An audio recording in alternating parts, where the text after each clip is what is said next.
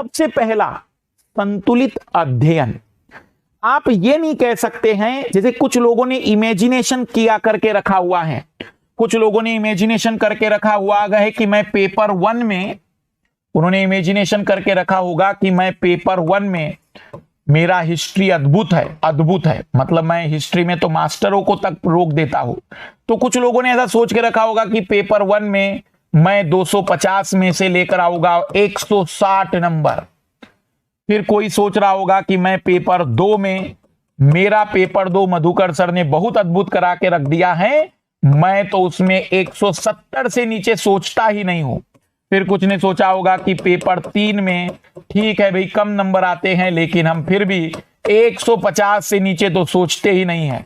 और कुछ लोगों ने तो इसे चमत्कारी पेपर डिक्लेयर कर दिया है कि मैं इसमें तो 180 नंबर, 160 नंबर लेकर आऊंगा।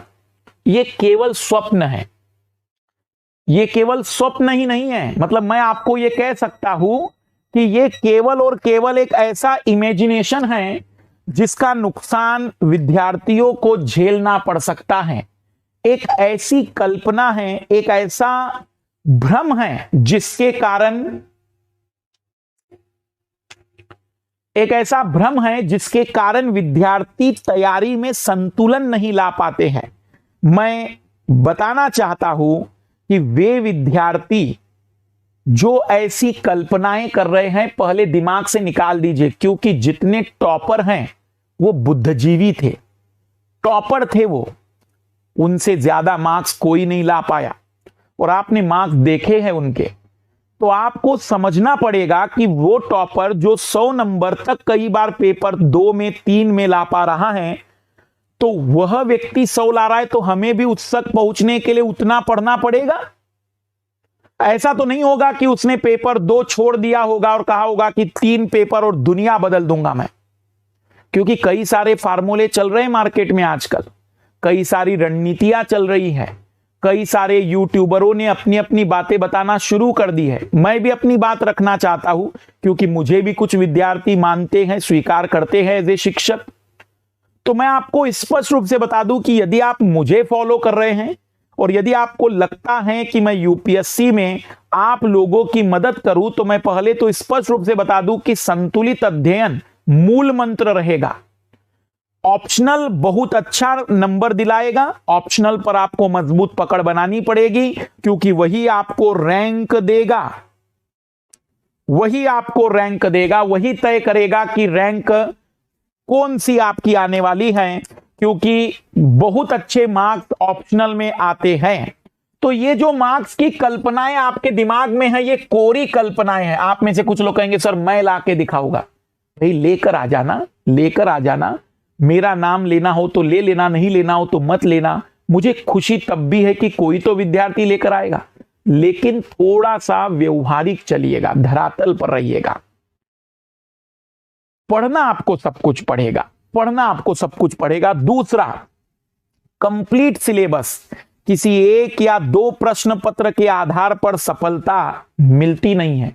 क्योंकि अभी मैं अगर आपको असफल विद्यार्थियों की मार्कशीट दिखाऊं तो आप देखेंगे कि उनके पेपर 1 में, पेपर 2 में, पेपर 3 में, पेपर 4 में, निबंध में या वैकल्पिक विषय में नंबर कम रह गए, नहीं तो वो सेलेक्ट हो जाते। असफलता का कारण यही तो है। भाई कोई विद्यार्थी, ऐसा लगता है तुम्हें कि यूपीएससी में आंसर लिखने वाला कोई विद्यार्थी ऐसा होगा चारों ही पेपर में 40-40 नंबर? जी नहीं, उसका कोई एक पेपर 2 पेपर कमजोर रह गया होगा, उसका कोई 2 पेपर वीक रह गया होगा और उसमें वो ऐसा स्कोर नहीं कर पाया जो उसको कट ऑफ तक ले जाता। ये गलती मत करना, ये गलती मत करना कि वो 2 पेपर से रह गया, 1 पेपर में नंबर कम आ गए, 2 पेपर में नंबर बहुत कम आ गए। ये गलती नहीं होनी चाहिए। और इससे बढ़िया, मतलब इससे बचने का तरीका क्या है?